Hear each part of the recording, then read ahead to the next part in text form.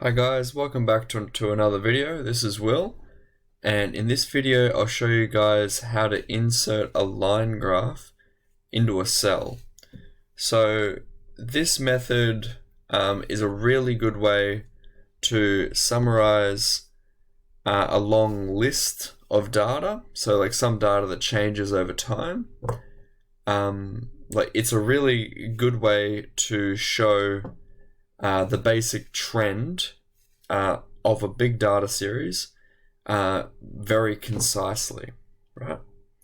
So the way that we're going to go about doing this is we're going to use our stock history that we've gathered from the last video, and we're going to use that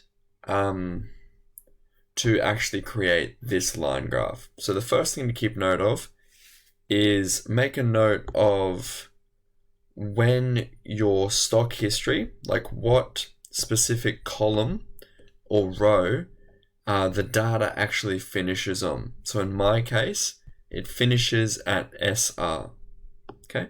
Because we have to input the range of the data into Excel so that it knows which values to include. So what you have to do is select the cell that you want the line graph to appear in. Go to Insert, and then in the Sparklines option of the menu, just select Line. Okay, so it's asking for the data range. So the first value for the A2 milk company is in F54. And as we saw before, the last value is in SR54, okay? So you'll just have to keep a note of which value it actually finishes on. In my case, I just left a little SR note there. And just hit OK. And as you can see, this is the trend for the closing price of the A2 milk company over the last 2 years.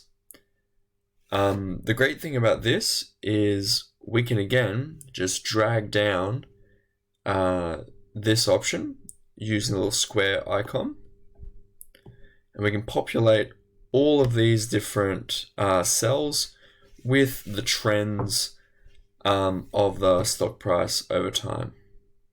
Okay, I'll see you in the next video.